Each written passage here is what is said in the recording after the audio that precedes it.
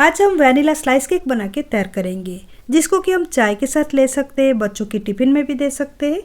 एक को मैं आपको चेक करके बताती हूँ, आप इसको देख सकते हो कितनी स्पंजी बनी है। जिस तरीके से बाहर रेडीमेड हम स्लाइस केक लेते हैं ना, उसी टेक्सचर में ही बना हुआ है।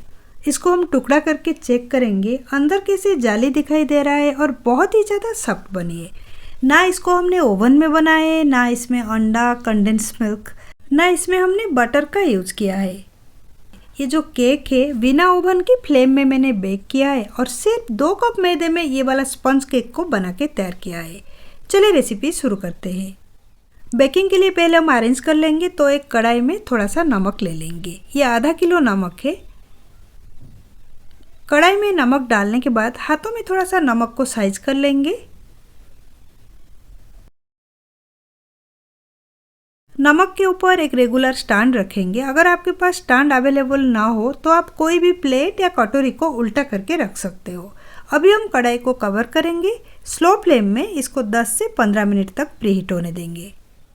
केक की बैटर बनाने के लिए पहले हम ले लेंगे 1/4 कप रिफाइंड ऑयल। ये बिना फ्लेवर वाला रिफाइंड ऑयल है। रिफाइंड ऑयल की जगह आप चाहे तो बटर ले सकते हो, लेकिन रिफाइंड ऑयल में भी केक बहुत ही बढ़िया बनता है। 1/4 कप ले लेंगे दही। ये फ्रेश दही है। केक के लिए जो दही का आप यूज़ करोगे वो बिल्कुल खट्टा नहीं होना चाहिए। उसके साथ ले लेंगे 1 कप से थोड़ा कम यानी 3/4 कप शुगर पाउडर। सारे इंग्रेडिएंट्स को अच्छे से बीट कर लेंगे 1-2 मिनट के लिए।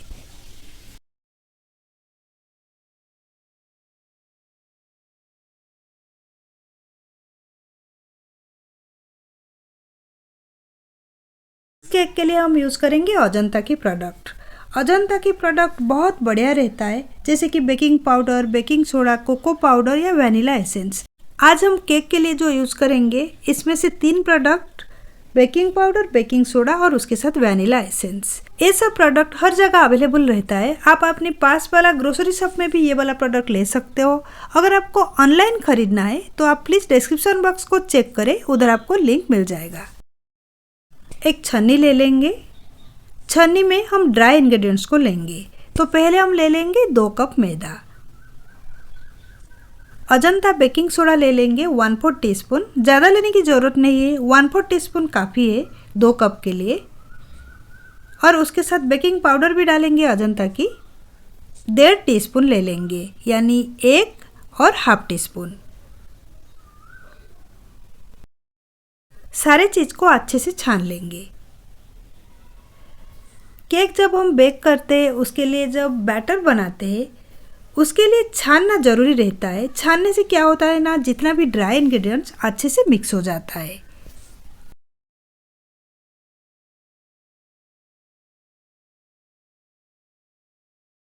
सारे इंग्रेडिएंट्स को अच्छे से मिक्स कर लेंगे।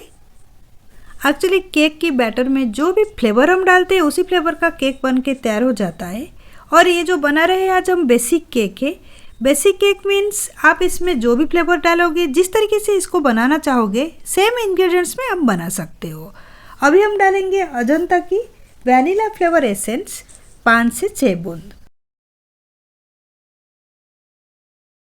सारे इंग्रेडिएंट्स को अच्छे से मिला देंगे। ना इसमें हम अंडा डालेंगे, ना इसमें हमने कंडेंस मिल्क डाले हैं, ना इसमें हम बटर का यूज़ किए हैं। फिर भी ये जो केक बनेगा बहुत ही ज़्यादा अच्छा बनेगा। यहाँ मैंने गुनगुना दूध ले लिया है 1/4 कप। सारे चीज़ को अच्छे से मिला देंगे। सब इंग्रेडिएंट्स जब मिक्स हो जाएगा, इसको हम बीट कर लेंगे 2 से 2.5 मिनट तक, वो भी एक डायरेक्शन में।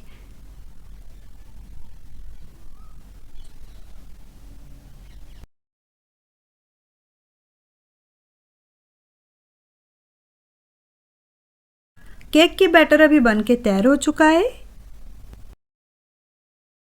7 इंच का एक बेकिंग पैन ले लेंगे। इसमें हम केक को बेक करेंगे। राउंड शेप वाला हो या स्क्वायर में हो, 2 कप मैदे के लिए 7 से 8 इंच पैन ही ठीक रहता है। पहले से मैंने ग्रीस किया था जो पैन को, उसमें एक बटर पेपर मैंने डाल दी। अभी हम बैटर को इसमें डालेंगे।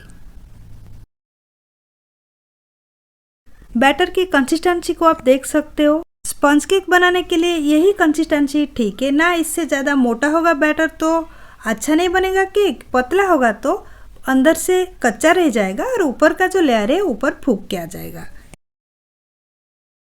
15 मिनट बाद कढ़ाई भी प्रीहीट हो चुका है।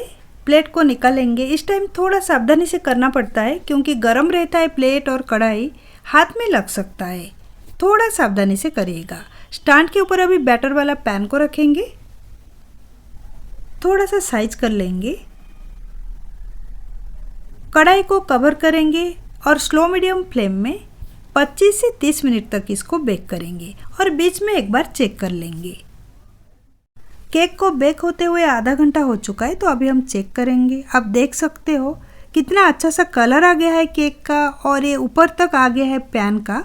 इसमें एक टूथपिक डाल के चेक करेंगे। अगर अंदर कच्चा होगा तो बैटर टूथपिक में लग के आ जाएगा। ये वुडन स्टिक को मैंने डाला है। अब देख सकते हो वुडन स्टिक क्लीन होके निकल के आ गया। इसका मतलब केक अच्छे से बेक हो चुका है। रूम टेम्परेचर में आने के बाद इसको हम पैन से निकालेंगे। केक अभी रूम टेम्परेचर में आ चुका है, तो इसको पैन से निकालेंगे। एक चाकू लेके केक को पैन की साइड से थोड़ा थोड़ा छुड़ा लेंगे।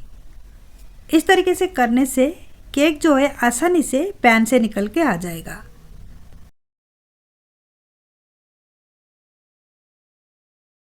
पैन को उल्टा कर देंगे। बटर पेपर को निकाल देंगे।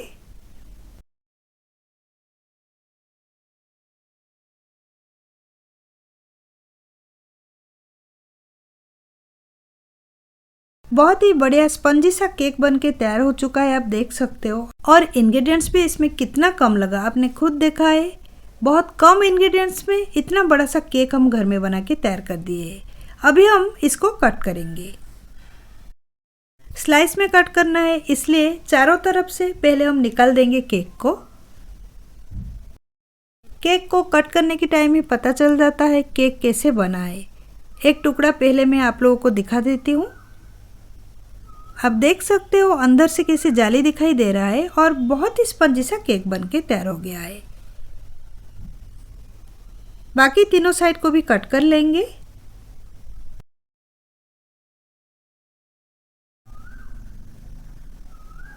तीनों साइड को निकाल देंगे।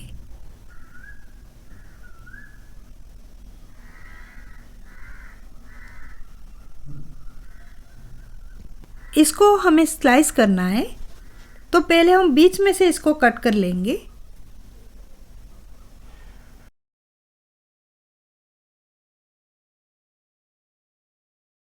इस तरफ से छोटा छोटा कट लगाएंगे। आप अपने पसंद के हिसाब से केक का साइज थोड़ा बड़ा कर सकते हो या छोटा कर सकते हो, लेकिन रेडीमेड केक जिस साइज में आता है वैसे ही कट करना है, इसलिए पतला करके स्लाइस को कट करेंगे।